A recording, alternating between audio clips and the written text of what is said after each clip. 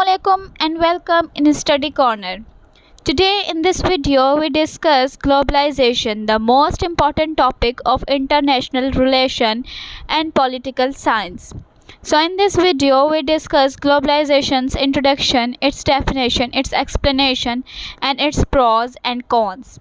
So without wasting our time, let's start our this lecture. Introduction. जिस तरह हमें पता है कि हमारी जिस तरह सेंचुरीज गुजरती जा रही हैं इस वर्ल्ड के अंदर, तो यहाँ पर टेक्नोलॉजीज़ का जो प्रोग्रेस है वह भी बहुत ज़्यादा एडवांस होता जा रहा है। हमारी एक कंट्री दूसरी कंट्री से बहुत ज़्यादा कनेक्टेड होती जा रही है थ्रू दीज टेक्नोलॉजीज़।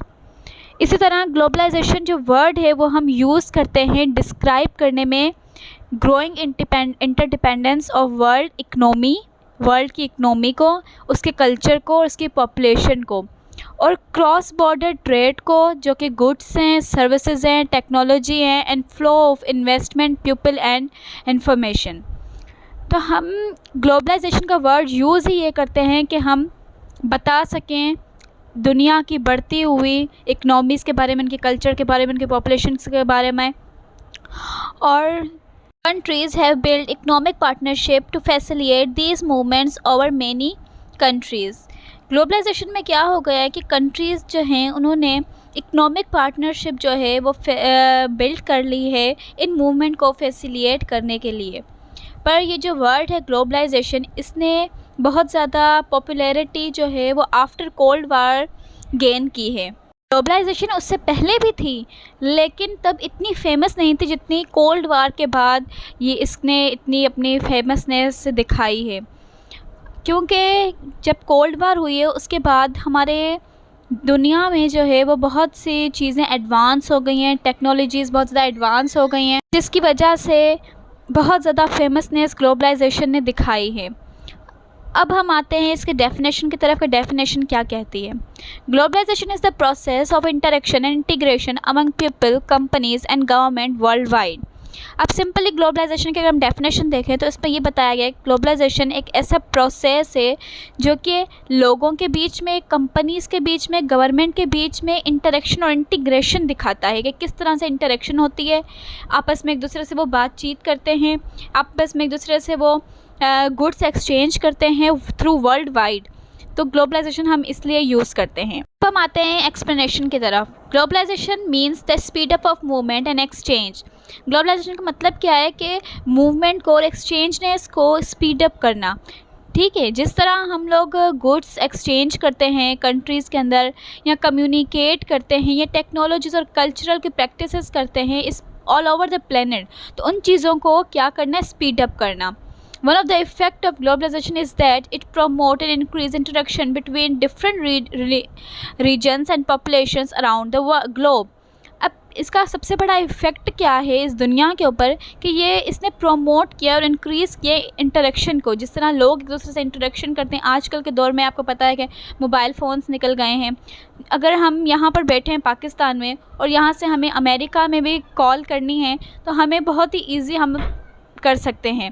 तो ग्लोबलाइजेशन की वजह से क्या हुआ है कि हमारे यहाँ पर बहुत ज़्यादा प्रोमोट हो गया है हमारा कल्चर, हमारे इंटरेक्शन लोगों के बीच में। Globalisation is the spread of product, technology, information and job across nation. Globalisation हमारे प्रोडक्ट को, हमारी टेक्नोलॉजीज़ को, हमारे इंफॉर्मेशन को और जॉब को स्प्रेड करता है, फैलाता है दुनिया के अंदर। Cooperation is developed nation. Cooperation जो होती है डेवलप्ड नेशन में can gain a competitive edge, उनमें कॉम्पिटिटिव एक सलाहियत आती है थ्रू ग्लोबलाइजेशन।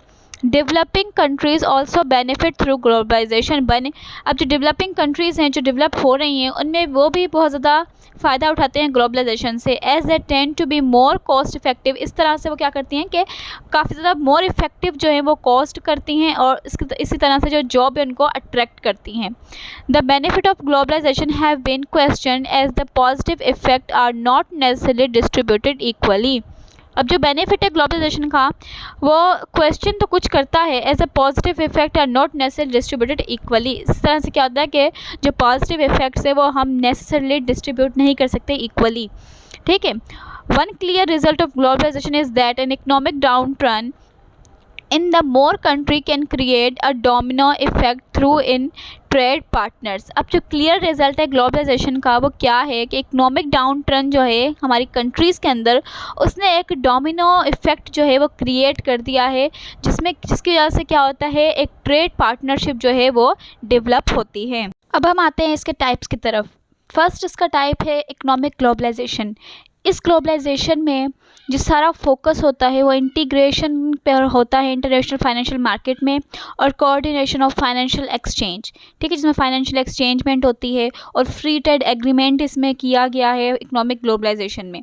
ठीक है, ग्लोबलाइजेशन मल्टीनेशनल कॉर्पोरेशन, या जिस तरह आईएमएफ खुल गया है कि वो पैसे जो है वो वर्ल्ड वाइड देता है। हमें पता है कि आईएमएफ जो है उससे हर कंट्री जो है वो इससे पैसा लेती है। ठीक है, तो जिस तरह आईएमएफ है इस तरह काफ़ी ज़्यादा जो है वो चीज़ें खुल गई हैं, इस तरह बैंक्स काफ़ी खुल गई हैं, जिस तरह हमारा जो है वो पैसे हम एक दूसरे से एक्सचेंज कर सकते हैं।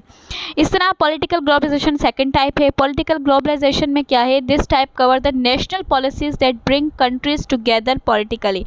इसने क्या किया है कि इसने नेशनल पॉलिसीज़ को कवर किया है। ठीक है, जिस तरह कंट्रीज़ जो है वो आपस में पॉलिटिकली एक दूसरे के साथ मिल जाती हैं। ठीक है, जिस तरह हमारा नेटो है या यूएन यूनाइटेड नेशन है, और part of the political globalisation effort. तो ये क्या है, हमारे पॉलिटिकल ग्लोबलाइजेशन एफर्ट के कुछ पार्ट हैं। ठीक, जिस तरह हम देखें कि यूएनओ खुल गया है, ठीक है, यूनाइटेड नेशन ऑर्गेनाइजेशन जिसे हम कहते हैं, कि जहाँ पर कुछ ममालिक जो हैं वहाँ पर बैठकर और वहाँ पर मीटिंग्स वगैरह करते हैं। जिस तरह हमारे पॉलिटिकल जो लीडर्स हैं वो बाहर के मुल्क जाते हैं कोई मीटिंग करने के लिए, तो पॉलिटिकली जो है वो कंट्रीज़ को इस ग्लोबलाइजेशन ने इकट्ठे कर दिया है।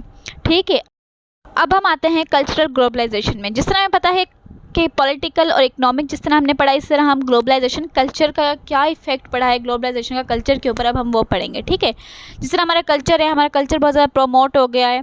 अब हम देखते हैं कि बाहर के मुल्क में जिस तरह की ड्रेसिंग होती है, तो एक दूसरे के जो मुल्क हैं वो क्या करते हैं कि उनको देख देख कर उन्हें कॉपी करने की कोशिश करते हैं। जिस तरह हमारे कल्चर में सोशल मीडिया आ गया है, फास्टर एंड बेटर ट्रांसपोर्टेशन आ गई है, तो कल्चर ग्लोबलाइजेशन हम इसे कहते हैं। अब हम आते हैं इसके प्रॉज और कॉन्स की तरफ। जिस तरह हमें पता है कि हर चीज़ का कोई ना कोई एडवांटेज भी होता है और इसी तरह उसका कोई ना कोई डिसएडवांटेज भी होता है, तो इसी तरह ग्लोबलाइजेशन का आज हम एडवांटेज और डिसएडवांटेज दोनों पढ़ेंगे। तो सबसे पहले हम इसका एडवांटेज पढ़ेंगे जिसको बोलते हैं प्रोज।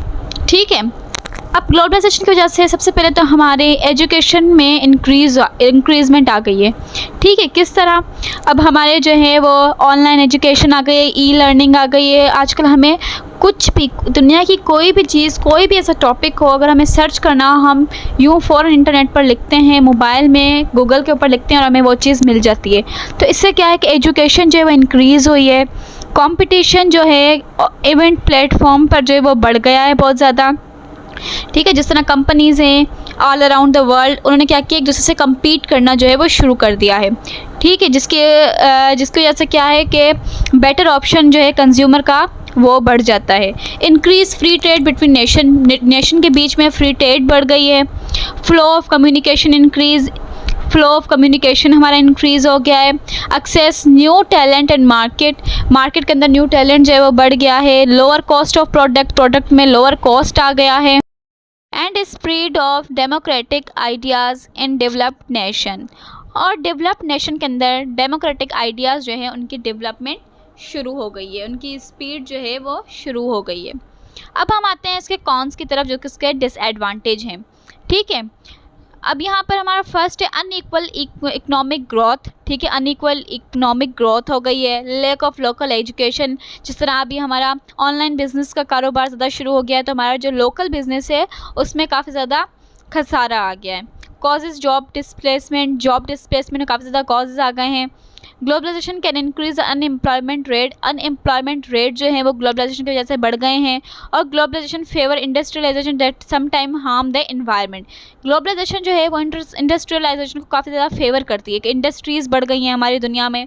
ठीक है, जिसमें से क्या होता है कि पोल्यूशन बहुत ज़्यादा निकलता है, ट्रांसपोर्टेशन भी बढ़ गई है और इंडस्ट्रियलाइजेशन भी बढ़ गई, जिसकी वजह से क्या होता है कि बहुत ज़्यादा पॉल्यूशन बढ़ता है। तो इस वजह से क्या होता है कि हमारा एनवायरनमेंट जो होता है उसको भी खासा जो है वो ख़तरा पड़ता है। तो ये थे हमारे कुछ प्रॉज और कॉन्स ग्लोबलाइजेशन के। तो आज की इस वीडियो में हमने ग्लोबलाइजेशन को कवर किया है, उसके इंट्रोडक्शन लिया है, उसकी डेफिनेशन देखी है, उसके एक्सप्लेनेशन पर नज़र डाली है, इसके टाइप्स और कुछ उसके प्रॉज और कॉन्स के ऊपर हमने देखा है।